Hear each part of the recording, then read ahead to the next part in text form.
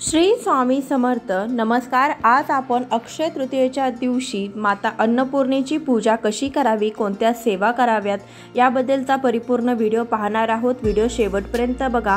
हा व्हिडिओ तुमच्यासाठी अतिशय युजफुल आहे. घरातील महिलेने जर या सेवा केल्या तर घरामध्ये धनधान्याची कधीही कमतरता भासत नाही. अन्नपूर्णेचा हात त्या महिलेवर कायम राहतो. तर अशी हा अन्नपूर्णेची सेवा कशी करायची, अन्नपूर्णेची विधिवत पूजा कशी करायची याबद्दलचा व्हिडिओ आज आपण जाणून घेणार आहोत.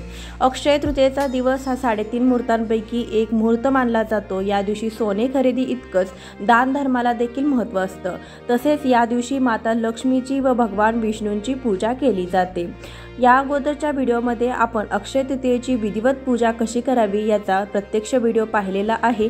तुम्ही व्हिडिओ पाहिला नसेल तर नक्की पहा आणि त्या पद्धतीने तुम्ही अक्षय तृतीयेला आवर्जून पूजा करा. अक्षय तृतीयेच्या दिवशी चैत्र गौर म्हणून माहेरी आलेल्या अन्नपूर्णा देवीची सासरी पाठवणी केली जाते. तिच्या पूजेचाच एक भाग म्हणून स्वयंपाकघरामध्ये शेगडीची पूजा केली जाते. वास्तविक पाहता पूर्वी आपली आई, आजी, पणजी रोज रात्री स्वयंपाकघर स्वच्छ करून दुसऱ्या दिवशी शेगडीला हळदी कुंकू वाहून आणि रांगोळी काढून नंतर स्वयंपाकाची सुरुवात करत असे. सध्याच्या धकाधकीच्या जीवनात या गोष्टीकडे आपण दुर्लक्ष करतो. म्हणून सण उत्सवाच्या निमित्ताने या महत्त्वपूर्ण गोष्टीची उजळणी आपण नक्कीच करावी असं शास्त्र सांगत असतं. तर या दिवशी सकाळी घरातील महिलेने लवकर उठावे, आपलं स्वयंपाकघर हे स्वच्छ करावं. अंघोळ केल्यानंतर स्वयंपाकघरामध्ये कधीही प्रवेश करावा. स्वयंपाकघरामध्ये आपल्याला सकाळीच अन्नपूर्णा मातेची अशी पूजा करायची आहे. स्वयंपाकघर स्वच्छ केल्यानंतर मी तिथेच छोटासा चौरंग मांडून त्यावरती अन्नपूर्णा मातेची पूजा करून घेणार आहे. तर सकाळीच ही पूजा मांडायची. ही पूजा एक 10 ते 15 मिनिटं सुद्धा आपण ठेवून त्यानंतर काढून आपण अन्नपूर्णा मातेची जी काही मूर्ती असेल तर ती मूर्ती आपण देवघरामध्ये स्थापन करू शकतो. शेगडीची पूजा ही अन्नपूर्णेची पूजा आहे. ती आपल्याला कधीही अन्नधान्याची उणीव भासू देत नाही. ती अग्नीची पूजा आहे, ज्याच्या कृपेमुळे रुचकर जेवणाची चव आपल्याला चाखायला मिळते. म्हणून शेगडी स्वच्छ पुसून त्याभोवती रांगोळी काढावी. तर सर्वात आधी गणपती बाप्पांची पूजा आपण करून घेऊया. त्यासाठी तामणामध्ये अक्षताचं थोडंसं आसन देऊन त्यावरती गणपती बाप्पांची मूर्ती ठेवून गणपती बाप्पांना आपण थोड्याशा स्वच्छ पाण्याने, त्यानंतर पंचामृताने, त्यानंतर स्वच्छ पाण्याने असं स्नान घालून घ्यायचं. गणपती बाप्पांची पूजा करत असताना ओम गण गणपते नमः या मंत्राचा मनोमन जप करावा. वक्रतुंड महाकाय सूर्यकोटी समप्रभ निर्विघ्नं कुर्मे देवे सर्वकार्येषु सर्वदा. हे गणपती बाप्पा, माझी ही काही जी पूजा आहे ती निर्विघ्नपणे पार पडू दे अशी गणपती बाप्पाकडे प्रार्थना करायची आहे. पंचामृताने अभिषेक झाल्यानंतर गणपती बाप्पांची मूर्ती स्वच्छ करून त्यानंतर थोड्याशा अक्षता वाहून त्यावरती हळदी कुंकू वाहून गणपती बाप्पांची मूर्ती स्थापन करावी. गणपती बाप्पांना हळदी कुंकू, गंध, पुष्प, अक्षता, कापसाचं वस्त्र वाहावं. त्यानंतर गूळ खोबऱ्याचा नैवेद्य दाखवावा. आता आपण माता अन्नपूर्णेच्या मूर्तीवरती अभिषेक करून घेणार आहोत. तामणामध्ये अक्षताचं थोडंसं आसन ठेवून त्यावरती अन्नपूर्णा मातेची मूर्ती ही विराजित करावी. त्यानंतर अन्नपूर्णा मातेच्या मूर्तीवर सर्वात आधी आपण 5 पळ्या स्वच्छ पाण्याने स्नान घालून घ्यायचं. त्यानंतर 5 पळ्या पंचामृताने स्नान घालायचं आणि त्यानंतर 5 पळ्या आपण स्वच्छ पाण्याने स्नान घालून घ्यायचं. अन्नपूर्णा मातेची पूजा करत असताना मनोमन ओम अन्नपूर्णेय नमः किंवा अन्नपूर्णे सदापूर्णे शंकर प्राणवल्लभे ज्ञान वैराग्यच सिद्ध भिक्षां देहीच पार्वती हा अन्नपूर्णा मातेचा मंत्र म्हणावा. या दिवशी तुम्ही अन्नपूर्णा स्तोत्र देखील म्हणू शकता किंवा 99 मंत्राचा जप देखील करू शकता. जेव्हा मुलगी लग्न करून सासरी जाते तेव्हा आई तिला अन्नपूर्णा मातेची मूर्ती देते. कारण की जी काही मुलगी लग्न करून तिच्या घरी जाणार आहे तर तिच्यावरती अन्नपूर्णा मातेचा आशीर्वाद असावा. अन्नपूर्णा मातेच्या कृपेने तिच्या संसारामध्ये अन्नधान्याची कधीही कमतरता भासू नये. घरात बनवलेल्या जेवणाला चव यावी. घरात बनवलेले जेवण हे सगळ्यांना पचायला योग्य पद्धतीने पचावं व सगळ्यांचं आरोग्य हे चांगलं राहावं, त्यासाठी अन्नपूर्णा मातेची पूजा केली जाते. यानंतर तामणामध्ये अक्षता ठेवून अक्षतावरती हळदी कुंकू वाहून त्यावरती अन्नपूर्णा मातेची मूर्ती आपण स्थापित केलेली आहे. अन्नपूर्णा मातेची मूर्ती स्थापित केल्यानंतर अन्नपूर्णा मातेला हळदी कुंकू, गंध, पुष्प, अक्षता, कापसाचं वस्त्र वाहून घ्यायचं आहे.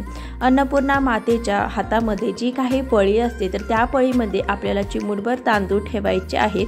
तुम्ही घरामध्ये अन्नपूर्णा मातेची मूर्ती कधीही ठेवत असताना त्या मूर्तीच्या पळीमध्ये कधीही तांदूळ भरून ठेवावेत। ही पळी कधीही रिकामी ठेवू नये। अन्नपूर्णा मातेची मूर्ती ही शिवलिंगाच्या शेजारी ठेवावी। शिवलिंगाच्या डाव्या बाजूला आपल्याला देवघरामध्ये अन्नपूर्णा मातेची मूर्ती कायम स्थापित करायची आहे। या देवी सर्वभूतेषु क्षुधारूपेण संस्थिता नमस्तस्यै नमस्तस्यै नमस्तस्यै नमो नमः। हा श्लोक देखील तुम्ही या दिवशी म्हणू शकता। ज्या प्रकारे अन्नपूर्णेच्या कृपेमुळे आपली उपासमार होत नाही, त्याचप्रमाणे जे गरजवंत आहेत त्यांना आपण यथाशक्ती मदत केल्यास अन्नपूर्णेचा आशीर्वाद आपल्यावर सदैव राहतो। तहानलेल्याला पाणी आणि भुकेलेला अन्न देणे यासारखे दुसरे पुण्यकर्म नाही। आपण भले श्रीमंत नसलो तरी आपल्या घासातला घास काढून देण्या इतका किंवा दुसऱ्यांसाठी 2 घास मिळवून देण्या इतका मनाचा मोठेपणा आपण दाखवला तर आपला आनंद, समृद्धी, ऐश्वर्य अक्षय राहील, यामध्ये वादच नाही। आता आपण गॅस शेगडीची देखील पूजा करून घेणार आहोत। त्यासाठी शेगडीच्या पुढे आपण अशी छोटीशी रांगोळी काढून घ्यायची। त्यानंतर शेगडीला हळदी कुंकू वाहून घ्यायचं। इथे मी 5 ठिकाणी हळदी कुंकाची बोटे उठवून घेतलेली आहे। त्यानंतर अक्षदा आणि फूल देखील वाहिलेलं आहे, अगरबत्ती दाखवून घेतलेली आहे। या दिवशी आपल्याला किचनच्या भिंतीवरती ओल्या कुंकवाने स्वस्तिक हे चिन्ह आवर्जून काढायचं आहे। स्वस्तिक ह्या चिन्हामध्ये सर्व देवी देवतांचा वास असतो। आपण जेव्हा किचनमध्ये असं स्वस्तिक काढतो तेव्हा ते जागृत अवस्थेतील स्वस्तिक आपल्याला माता अन्नपूर्णेचा आशीर्वाद मिळवून देतं। त्यासाठी ओल्या कुंकवाने स्वस्तिक हे चिन्ह आवर्जून काढावं। स्वस्तिक हे चिन्ह कसं काढायचं त्याची योग्य पद्धत इथे मी व्हिडिओमध्ये दाखवलेली आहे। त्या पद्धतीने तुम्ही स्वस्तिक हे चिन्ह नक्की काढावं। त्यानंतर स्वस्तिक हे चिन्हाला देखील हळदी कुंकू, अक्षता, पुष्प व्हायचं आहे, अगरबत्तीने ओवाळून घ्यायचं आहे। त्यानंतर माता अन्नपूर्णेला समर्पित असा एक आपण छोटासा दिवा देखील लावायचा आहे। दिव्याची देखील आपण पूजा करून घ्यायची आहे। अशी आपण अग्निदेवतेची पूजा केल्यानंतर आपल्या घरातील आपण जिथे पाणी ठेवतो त्या जलदेवतेची देखील आपल्याला या दिवशी पूजा करायची आहे। ज्या आपल्या भांड्यामध्ये आपण पाणी ठेवतो त्या भांड्यावरती आपल्याला स्वस्तिक हे चिन्ह काढायचं आहे। हळदी कुंकू, गंध, पुष्प, अक्षता, कापसाचं वस्त्र वाहून जलदेवतेची देखील आपल्याला पूजा करायची आहे। हात जोडून नमस्कार करायचा आहे। अशी आपण अन्नपूर्णा मातेची पूजा करायची आहे।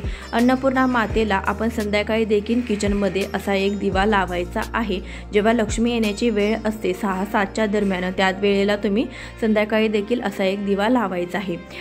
या वर्षीची अक्षय तृतीया ही 10 मे शुक्रवार या दिवशी आलेली आहे। तर अत्यंत शुभ योगायोग यावर्षी जुळून आलेला आहे। शुक्रवार या दिवशी आपण देवीची पूजा करतो, अन्नपूर्णा मातेची, लक्ष्मीची पूजा या दिवशी केली जाते आणि या दिवशी अक्षय तृतीया देखील आलेला आहे। हा शुभ योगायोग आला असल्याने या दिवशी आपण एक प्रभावी सेवा करायला विसरायचं नाही। अन्नपूर्णा मातेच्या मूर्तीवरती आपल्याला धान्य अर्पण करायचं आहे। त्यासाठी तांदळात ठेवलेल्या अन्नपूर्णा मातेच्या मूर्तीवरती खांद्यापर्यंत येईल इथपर्यंत आपल्याला धान्य अर्पण करायचं आहे। त्यामध्ये तुम्ही गहू किंवा तांदूळ अर्पण करू शकता, परंतु तांदूळ अर्पण करण्याला अत्यंत महत्त्व आहे। त्यासाठी मोठमोठ तांदूळ अन्नपूर्णा मातेच्या मूर्तीवरती वाहायचे। जोपर्यंत हे तांदूळ आपण मूर्तीच्या खांद्यापर्यंत येत नाही तोपर्यंत हे तांदूळ आपण वाहत राहायचे। किती वाहिले किंवा किती वेळा वाहिले याचा आपण मोजमाप करायचं नाही। अन्नपूर्णा मातेचा मंत्र म्हणत आपल्याला हे तांदूळ व्हायचे आहेत। यानंतर काही वेळ आपण तांदळावरतीच ही मूर्ती ठेवायची। त्यानंतर मूर्ती काढून तुम्ही ही मूर्ती देवघरामध्ये स्थापित करू शकता। यानंतर अन्नपूर्णा मातेला दूध साखरेचा नैवेद्य दाखवायचा आहे। आपण जे काही तांदूळ अन्नपूर्णा मातेवरती अर्पण केले त्यातले थोडेसे तांदूळ आपण पक्षाला घालायचे आहेत आणि उरलेले तांदूळ आपल्या तांदळामध्ये मिक्स करायचे आहेत। या तांदळावरती आपण या सेवा केलेल्या असतात, त्यामुळे हे तांदूळ हे अभिमंत्रित झालेले असतात। हे तांदूळ आपल्या तांदळामध्ये आपल्या घरातील आपण रेशन, आपल्या घरातील जे काही आपल्या घरामध्ये तांदूळ आपण भरून ठेवतो तर त्यामध्ये हे तांदूळ मिक्स केल्यामुळे आपल्या घरामध्ये धनधान्याची कधीही कमतरता राहत नाही व माता अन्नपूर्णेचा आशीर्वाद आपल्या घरावरती कायम राहतो। घरामध्ये सुख, शांती, समाधान नांदते। या दिवशी आपल्याला आपल्या स्वयंपाकघरामध्ये थोडीसुद्धा घाण करून द्यायची नाही। स्वयंपाकघर आपलं पूर्ण स्वच्छ लकलकीत आपल्याला ठेवायचं आहे। याशिवाय या दिवशी आपल्याला अन्नधान्याची कधीही नासाडी करायची नाही। घरात बनवलेलं अन्न वाया जाईल असं आपण या दिवशी करायचं नाही किंवा अन्न असो खळकट असो कचऱ्याच्या बारडीत कधीही टाकू नका। यामुळे अन्नपूर्णा माता क्रोधित होते आणि आपल्या घरामध्ये ती वास्तव्य करत नाही।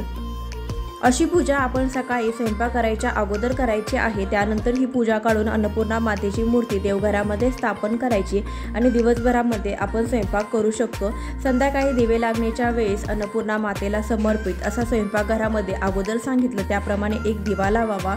त्यानंतर देवघरामध्येच आपल्याला अन्नपूर्णा मातेच्या मूर्तीवरती कुंकुमार्चन करायचं आहे।